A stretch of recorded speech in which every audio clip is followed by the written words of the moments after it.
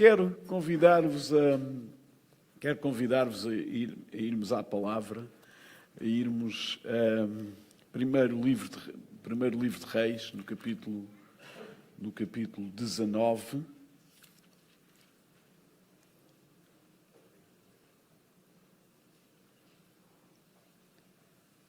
Quem já encontrou, diga eu.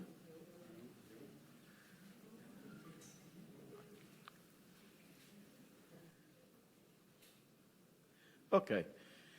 Acabe fez saber a Jezabel tudo quanto Elias havia feito e como matara todos os profetas à espada. Então Jezabel mandou um mensageiro a Elias a dizer-lhe: façam-me os deuses como lhes aprouver, se amanhã, a estas horas, não fizer eu à tua vida como fizeste a cada um deles. Temendo, pois, Elias, levantou-se e, para salvar a sua vida, se foi e chegou a Berseba, que pertence a Judá, e ali deixou o seu moço. Ele mesmo, porém, foi ao deserto, caminho de um dia, e veio e se assentou debaixo de um zimbro, e pediu para si a morte. E disse: basta, toma agora, ó Senhor, a minha alma, pois não sou melhor do que os meus pais. Deitou-se e dormiu debaixo do zimbro. Eis que um anjo lhe tocou e lhe disse: levanta-te e come. Olhou ele e viu, junto à cabeceira, um pão cozido sobre as pedras em brasa e uma botija de água. Comeu, bebeu e tornou a dormir. Voltou a segunda vez o anjo do Senhor, tocou-o e disse-lhe: levanta-te e come, porque o caminho te será sobremodo longo. Levantou-se, pois, comeu e bebeu, e com a força daquela comida caminhou 40 dias e 40 noites até Horebe, o monte de Deus. Provavelmente muitos de vocês estão familiarizados com a biografia, com a história de Elias. Elias conhecia Deus? O que é que vocês acham? Elias, que foi um dos profetas mais proeminentes da história de Israel, que tinha sido usado na ressurreição de um jovem que tinha falecido, um jovem filho de uma viúva, tinha ordenado e previsto que a chuva iria cessar durante 3 anos e teria também a noção de quando é que a chuva voltaria ao fim de 3 anos. Deus usou em todas estas coisas. E este episódio que nós acabamos de ler acontece a seguir aquela vitória estrondosa sobre os profetas de Baal. Então, Elias tinha visto o poder de Deus? Ou não? Elias conhecia a Deus? Sim ou não? Elias era conhecido de Deus? Elias terá sido usado por Deus? Sem dúvida que foi usado por Deus. E olhamos e lemos este texto e o que é que vemos? Elias entrou em desespero? O que é que vocês acham? Elias fugiu? O que é que o texto nos diz? Que efetivamente Elias fugiu. Elias desejou a morte? Elias desejou a morte. E Deus abandonou? O que é que vocês acham? Deus abandonou Elias? Então, Deus tinha usado Elias. Deus tinha manifestado o seu poder em Elias e através de Elias, Elias entrou em desespero. Elias foi ameaçado, porque este primeiro versículo que eu li, que nós lemos, não era para doce. Jezabel disse: o que tu fizeste aos outros, eu não hei de descansar enquanto isso não tiver sido vingado. Ok? Quantos de vocês é que estão familiarizados com o nome Setembro Amarelo? Já ouviram falar em Setembro Amarelo? Ninguém ninguém ouviu falar. Há 2 mãos ali que ouviram falar em Setembro Amarelo. Então, Setembro Amarelo quer dizer, a Organização Mundial de Saúde consignou o mês de setembro como o mês de sensibilização da prevenção do suicídio. E o suicídio é uma causa urgente e que afeta de milhões de pessoas por todo o mundo. Então, esta iniciativa já tem à volta de uns 14, 15 anos e tem sido adotada por vários Estados e, inclusivamente em Portugal, o Ministério da Saúde tem anunciado de alguma forma, e para cada setembro, para o setembro de cada ano, existe um lema. E então o lema deste ano, 2024, é: se precisares de ajuda, se precisares, pede ajuda. É assim, se precisares, pede ajuda. E a campanha Setembro Amarelo de 2024 destaca a importância de se procurar apoio em momentos de crise e diz que pedir ajuda é um ato de coragem. Foi esta semana, no dia 10 de setembro, que se assinalou o Dia Mundial da Prevenção do Suicídio. Para vocês terem uma noção, em Portugal, os últimos dados indicam que 3 pessoas por dia tiram a vida. Que 3 pessoas por dia, em Portugal, cometem suicídio. Cada dia que passa, hoje, dia 15, haverá em Portugal 3 famílias enlutadas porque alguém dessa família tirou a sua própria vida. Numa referência global, a nível mundial, a cada 40 segundos, uma pessoa tira a sua vida. Isto é mais do que uma pessoa por minuto. E surge a questão, porquê é que isto acontece? O que é que leva uma pessoa a cometer suicídio?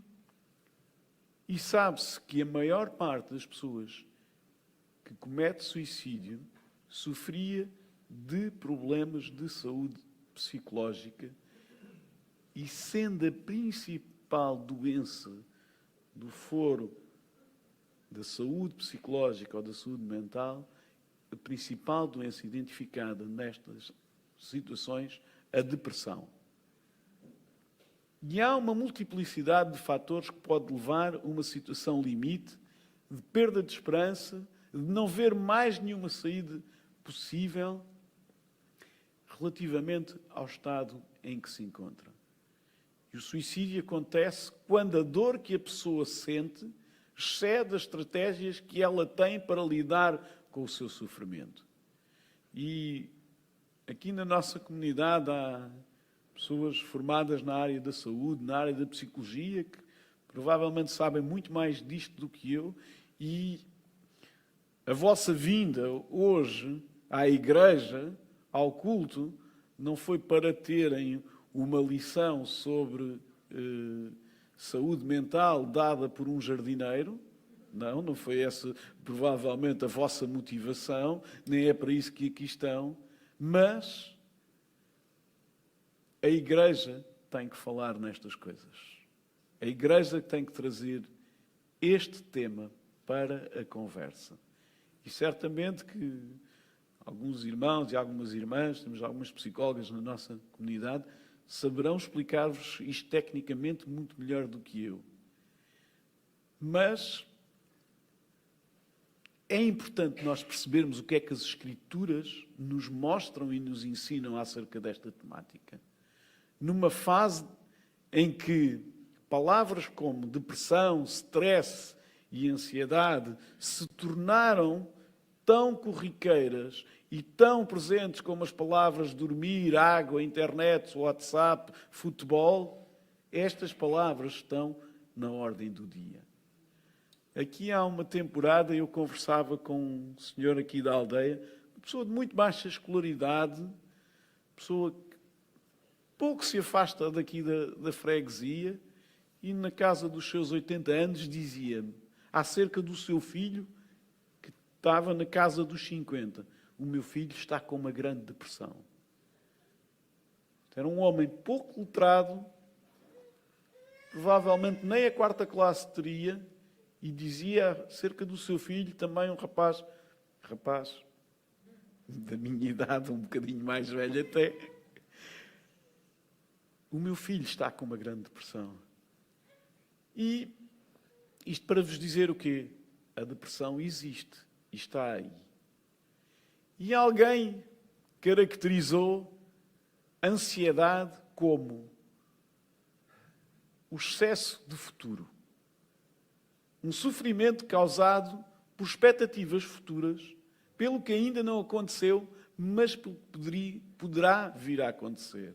Então, este alguém, que eu não sei quem foi, definiu a ansiedade como excesso de futuro. E referiu-se ao stress como o excesso de presente. As pressões e os desafios constantes e os regimes avassaladores em que nós vivemos causam rupturas e sofrimento e muitas vezes a incapacidade de lidar com essas coisas. Então, o stress foi considerado como o excesso de presente. E na mesma linha de definições, a depressão foi definida como o excesso de passado. Toda uma história ou histórias que carregamos e que em alguma fase da vida nos vão atirar ao chão, seja pela sua complexidade, porque há histórias avassaladoramente pesadas e difíceis, seja com a dificuldade que nós vamos ter em processar e em lidar com esse passado, que pode ser um passado recente ou um passado longínquo. E também os estudos, as análises sociológicas mostram-nos que esta problemática é transversal na sociedade. Isto afeta ricos e pobres, homens e mulheres, crentes e não crentes, religiosos e não religiosos. Nos diagnósticos são encontradas pessoas de todos os estratos sociais, de todas as origens. Ok? E por isso nós temos que falar disto. E nós temos que falar disto porque isto afeta o mundo onde nós vivemos, afeta a igreja onde nós congregamos e afeta vidas que estão aqui sentadas. Ok? E então nós temos que perceber como é que podemos lidar com estas coisas. Se tu partires uma perna, tu vais ao hospital, vais às urgências e és visto por um ortopedista, por um médico cuja especialidade é tratar dos ossos. E ele vai decidir o que é que será o melhor para ti. Se é fazeres uma cirurgia, se é seres engessado, se é pôres uma tala. O especialista vai dizer o que é que tu tens que fazer ou o que é que te vão fazer, neste caso. Porque não és tu que te vais operar a ti próprio se tiveres uma fratura exposta. Ok? Ao mesmo tempo, o nosso sistema, todo ele, o nosso organismo, que é maravilhoso, que é fantástico, ele tem defesas, ele tem proatividade. Por exemplo, o suco biliar, para que é que serve? Serve para nos auxiliar na digestão. Então, ele é produzido pelo fígado. E se o nosso fígado tiver uma produção de bilis ou de suco biliar deficiente, ele tem que provavelmente ser complementado ou com alguma medicação específica ou com um tipo de dieta apropriada para que tu possas fazer uma digestão normal e saudável. E isto passa-se com todo o nosso organismo. E passa-se com o baço, por exemplo. O baço produz substâncias que protegem o nosso sistema imunitário. Ok? E então, quando nós passamos por situações de depressão, elas podem ter diversas origens. E podem ser questões genéticas, podem ser o estilo ou o ambiente de vida em que nós vivemos, e nos dias de hoje a pressão que nós temos, seja no mundo do trabalho, seja na escola, seja onde for, seja no meio familiar, a pressão para resultados, a pressão para alcançar alvos é tão grande, é tão avassaladora, que estes momentos produzem o stress e podem conduzir a momentos de depressão, e momentos de depressão podem levar a finais mais trágicos. Então, pode haver também causas físicas. E quais é que são essas causas físicas e particularmente bioquímicas?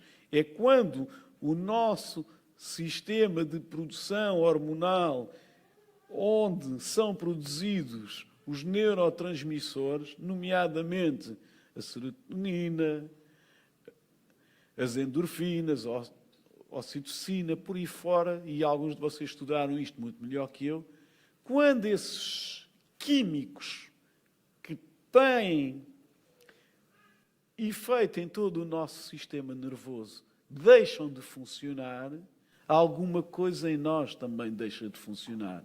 E isso pode condicionar a nossa capacidade física, a nossa boa disposição, a nossa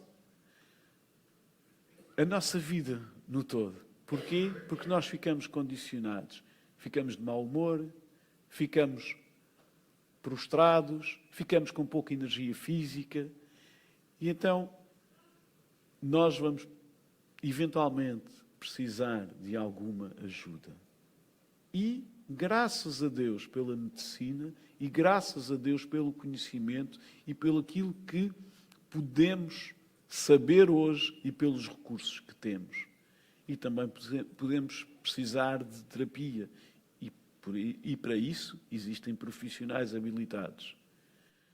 Mas reparem, e voltando ao texto, este homem que perdisse uma seca de 3 anos, que foi usado para ressuscitar um morto, que viu o poder de Deus de uma forma avassaladora quando desafiou os profetas de Baal.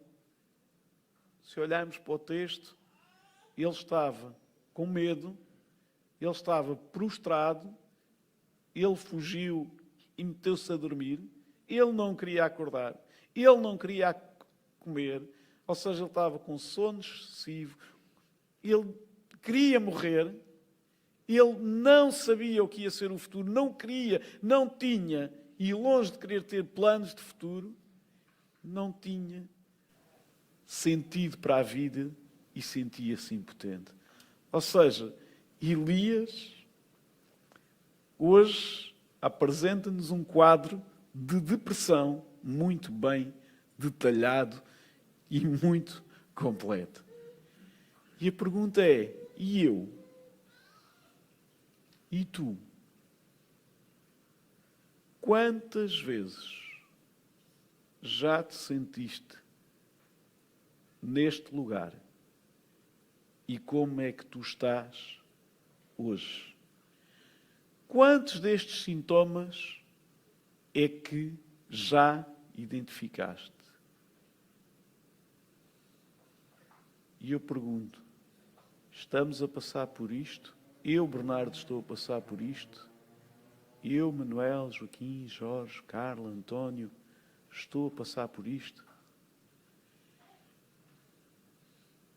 Adormecemos e acordamos em agonia, ou nem sequer adormecemos e não conseguimos dormir?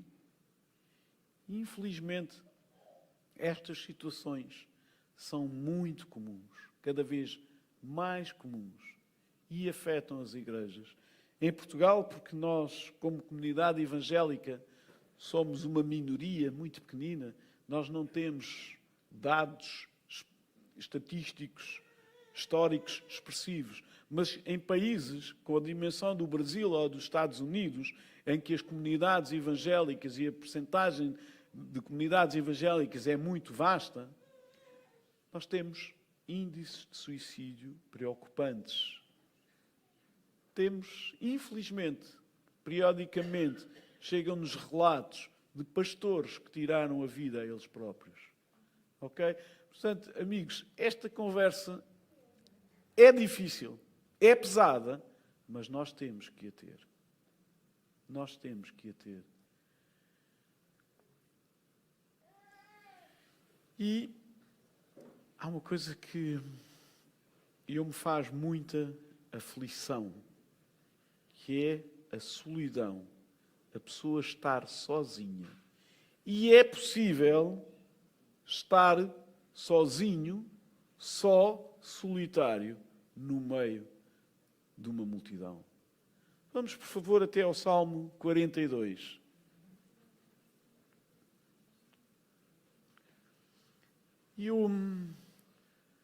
Nós não temos uma identificação muito clara de quem escreveu este salmo, mas tudo nos leva a entender que foi um levita, alguém que servia no templo, alguém que estava habituado a ministrar o louvor, a conduzir os outros no processo de adoração. Ok? Era alguém que estava em comunhão, porque nenhum levita estava sozinho, ninguém que estava no templo estava sozinho. Ok? Isto era um serviço comunitário muito completo e com muita gente. Então, com certeza que já encontraram, e diz assim: como suspira a corça pelas correntes das águas, assim por ti, ó Deus, suspira a minha alma. A minha alma tem sede de Deus, do Deus vivo. Quando irei e me verei perante a face de Deus? As minhas lágrimas têm sido o meu alimento dia e noite, enquanto me dizem continuamente: o teu Deus onde está?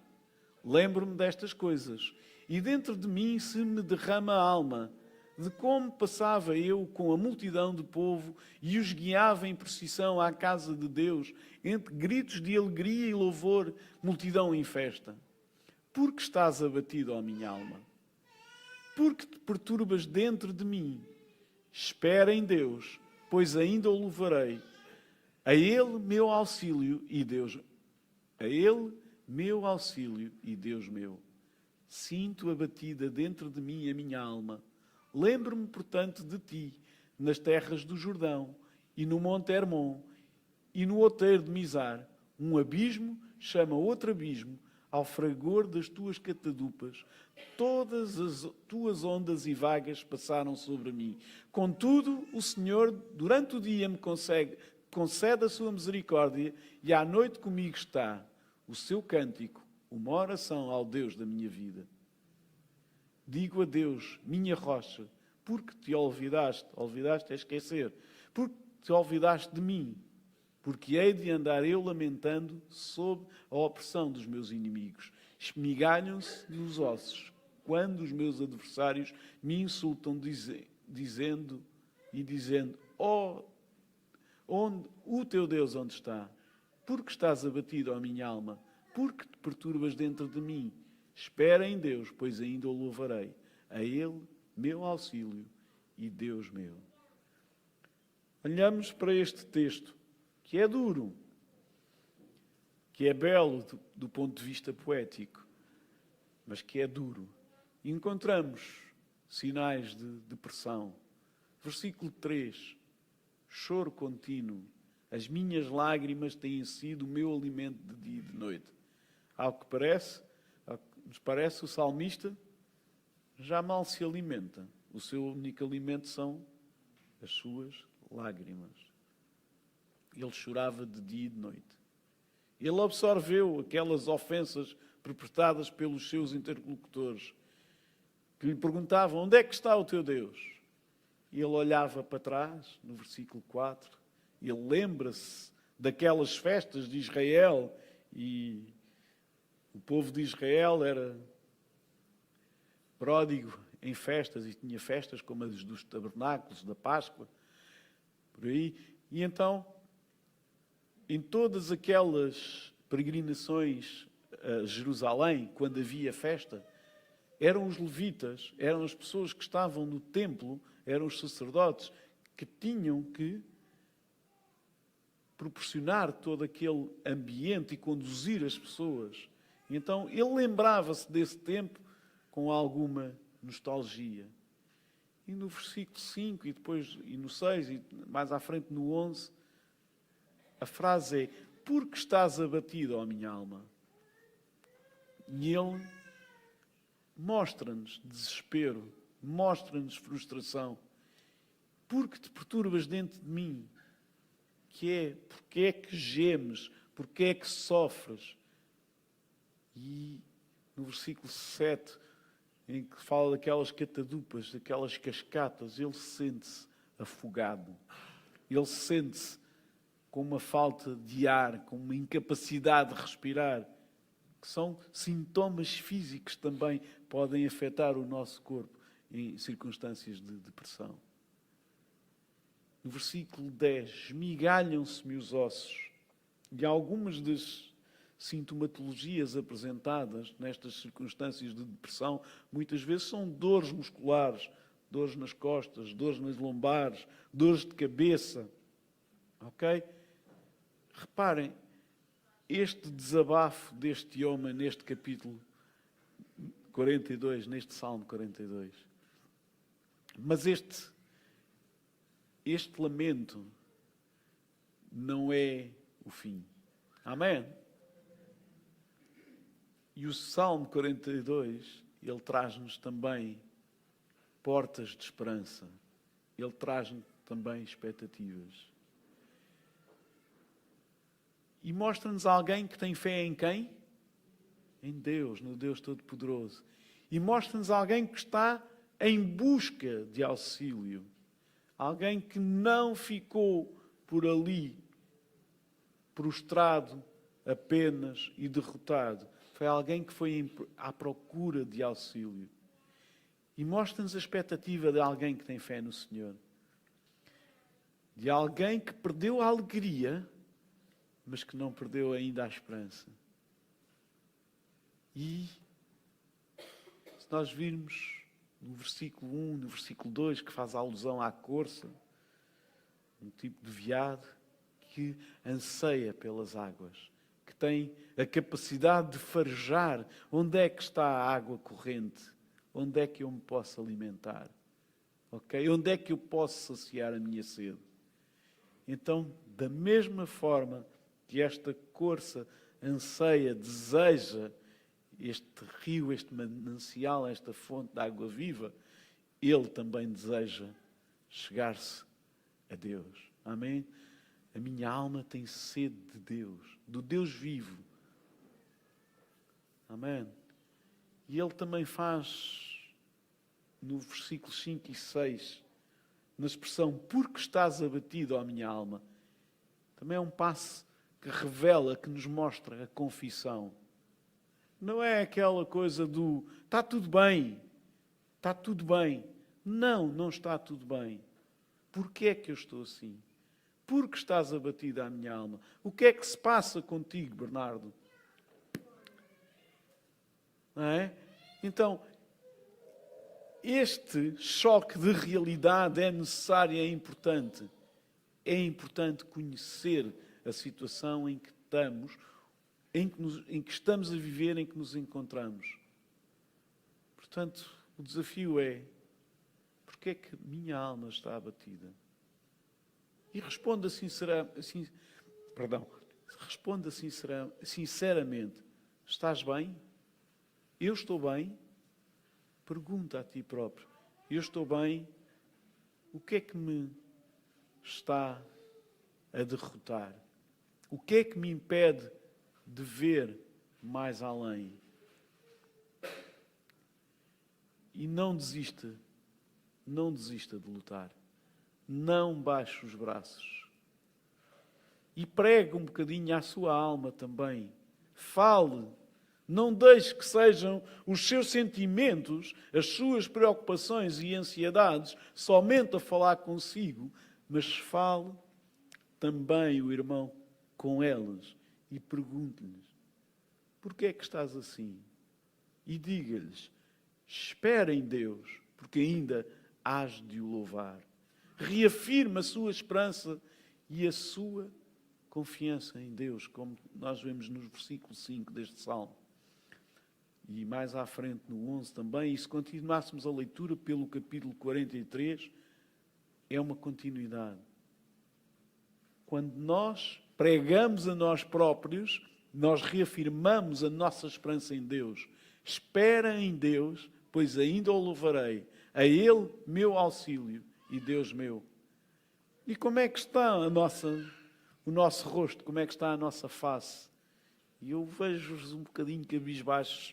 E é bom que assim estejam, porque há alturas para louvarmos. E nestas alturas também são alturas de louvarmos. Mas provavelmente o nosso riso não vai ser uma gargalhada efusiva, mas será uma confissão, uma afirmação de esperança. Amém? Então, como é que está a nossa cara, a nossa face? E lembro-me de face em inglês, Facebook. E no Facebook nós temos caras muito bonitas. Nós escolhemos as fotografias sempre mais bonitas, não é? Um rosto muito formoso e alegre para aparecer. Mas como é que está a nossa face do dia de hoje? Quando nos deitamos, quando acordamos, lembre-se que Deus prometeu um futuro de esperança e que estaria sempre conosco. Ele disse que nunca nos iria abandonar. E ore. E ore. O versículo 8 e o 9 diz assim: Contudo, o Senhor durante o dia me concede a sua misericórdia e à noite comigo está o seu cântico, uma oração ao Deus da minha vida. Quem é o Deus da tua vida? Quem é o Deus da tua vida? É a Senhora de Nazaré, que demorou 17 anos a chegar cá, para dar a volta ao Conselho de Mafra? E teve que alguém a levar às costas um ídolo feito de porcelana? Quem é o Deus da tua vida? Não é? Quem é o Deus da tua vida? O Deus que ouve a tua oração no vazio, na solidão da noite. Amém? Amém. Digo a Deus, versículo 9, Ele está em oração, está a conversar com Deus. Digo a Deus, minha rocha, porque te olvidaste ou porque te esqueceste de mim? Porque hei de andar eu lamentando sobre a opressão dos meus inimigos? E lá estava aquele sofredor no meio de trevas a cantar e a entoar louvores, orando ao Deus da sua vida. Amém? E a oração, às vezes é um lamento, mas não pode ser uma ladainha. Vou dizer outra vez. A oração, às vezes é um lamento, mas não pode ser uma ladainha. Na oração, às vezes nós nem precisamos de falar. Lá no Evangelho de Mateus diz que Deus vê o nosso coração. Ele pode não estar muito preocupado em ouvir, mas Ele está a ver o nosso coração. Deus ouve-nos. E há alturas que temos que clamar, mas há alturas que as palavras não vão conseguir dizer, mas Deus vê e entende. Amém?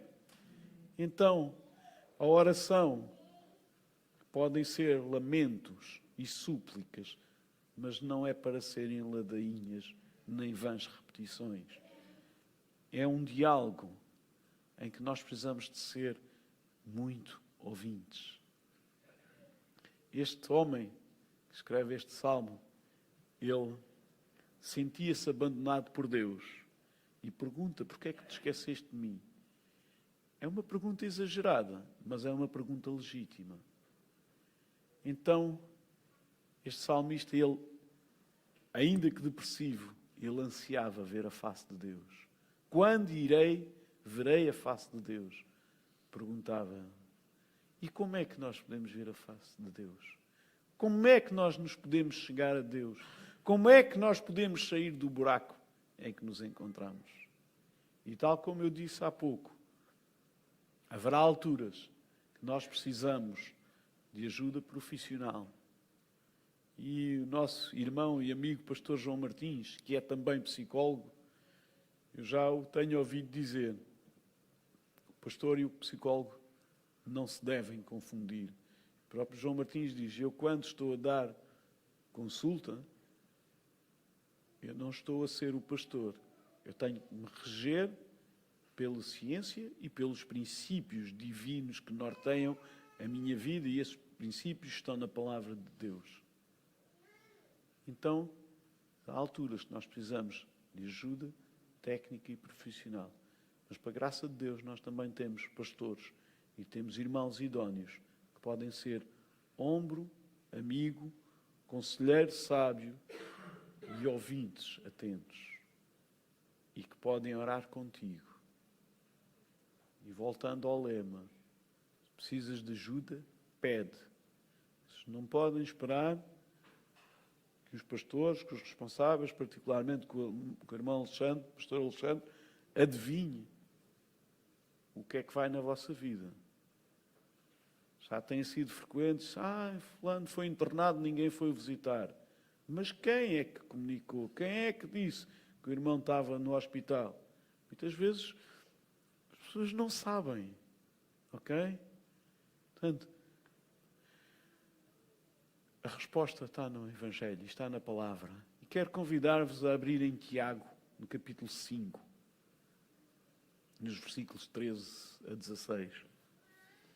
E é interessante como a Filipa começou o nosso tempo de louvor e como os hinos que cantamos nos falam acerca de louvarmos e louvarmos em situações, às vezes, mais difíceis. Tiago 5, capítulo 13, versículo 16, capítulo 5, versículos 13 a 16.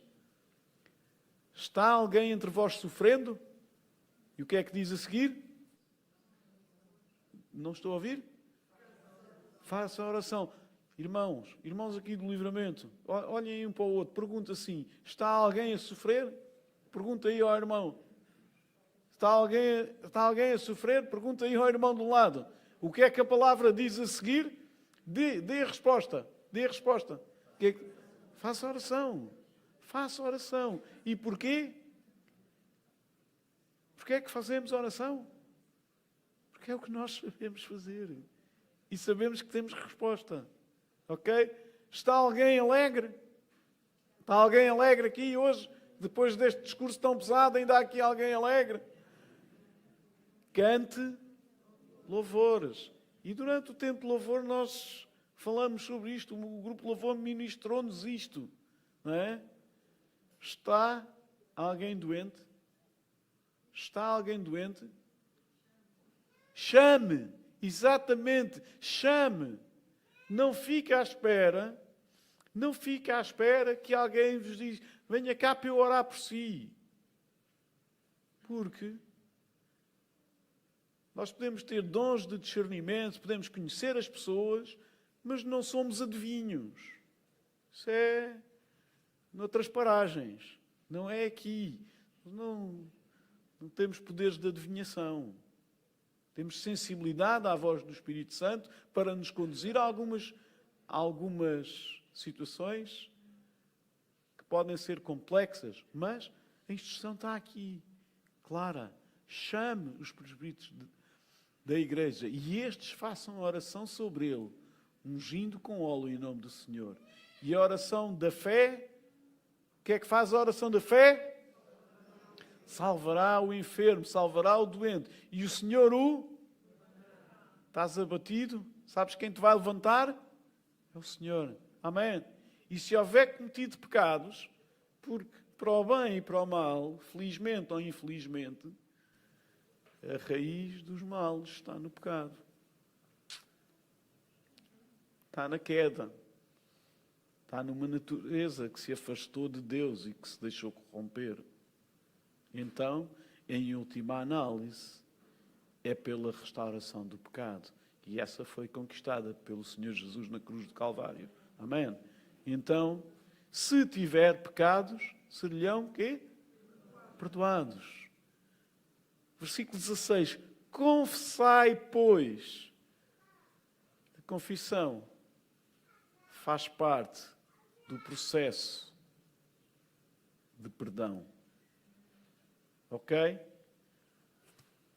Tu só te livrarás do pecado se o confessares, se o abandonares e aceitares a obra redentora do Senhor Jesus pelo teu pecado. Então, a confissão faz parte. E a confissão pode ser aqui um escadote para tu saíres da situação depressiva. E esta questão da confissão não tem propriamente a ver com um sistema de punições. Então, meu menino, o que é que tu fizeste? Eu roubei 2 pães na padaria. Então vais rezar 2 Pais Nossos e 3 Ave Marias. Não é disto que nós estamos a falar, ok? Não é ali de uma pena para a absolvição. Trata-se de quê? Trata-se de nós percebermos que estávamos longe de Deus e por isso fizemos coisas que não devíamos. E algumas dessas coisas que não devíamos fizemos-las a nós próprios. E trata-se de com um interlocutor, que pode ser uma pessoa da tua confiança, que pode ser um presbítero, que pode ser um pastor. Tu confessares no sentido de encontrares ajuda, apoio para sair dessa situação. Percebe? É este o princípio. É este o princípio da confissão. Não é simplesmente encontrar ali uma absolvição depois de teres pago uma pena qualquer. Não, porque o Senhor Jesus já pagou. Amém? E então ore, não é? Está alguém sofrendo? Ore, louve, chame, confesse e ore pelos outros. Ok? Orai uns pelos outros, como está também ainda no versículo 16. Mais um texto. Filipenses 4, capítulos 4, versículos 4 a 8. Hoje estou muito gago. Trocar sempre capítulos com versículos. Mas vocês percebem e perdoam, amém? Filipenses capítulo 4, versículos 4 a 8. E irmãos, a palavra, o Evangelho, traz as respostas. E se isto foi importante para ti hoje, graças a Deus. Mas nós temos que falar nisto. E temos que falar nesta temática. E temos que abraçar quem precisa de ser abraçado. Ok? Filipenses 4, versículo 4. Alegrai-vos sempre no Senhor. Outra vez, alegrai-vos. Sabe uma coisa? Escrever em pergaminhos, escrever em placas de couro, era difícil. Para o escritor, nesta altura, repetir é porque era muito importante. Escrever era árduo e caro. Dizer, alegrai-vos no Senhor e repetir a instrução, outra vez digo, alegrai-vos, é porque é mesmo muito importante. Ok? Seja a vossa moderação conhecida de todos os homens. Perto está o Senhor. O Senhor está? O Senhor está? Perto. Não se esqueçam disto. Porque quando nós estamos lá no fundo, e fala quem sabe, sentimos o Senhor muito longe. Até temos a expressão, parece que o céu é de bronze, que nada passa. Ok? E às vezes nem de força temos assim para gritar. Vocês riem-se porque é verdade. Vocês riem-se porque sabem que é verdade. Não é? Perto está o Senhor. Não andeis ansiosos por coisa alguma. Então, por que razões é que nós devemos andar ansiosos? por nada. Não andeis ansiosos por coisa alguma. Em tudo sejam conhecidas diante de Deus as vossas petições. Ou seja, então esquecemos? Varremos para baixo do tapete? Não. Fazemos conhecidas diante de Deus as nossas petições, as nossas necessidades. Pela oração e pela súplica, com ações de graças. Amém? E o que é que vai acontecer? Está no versículo 7. E o que é que vai acontecer?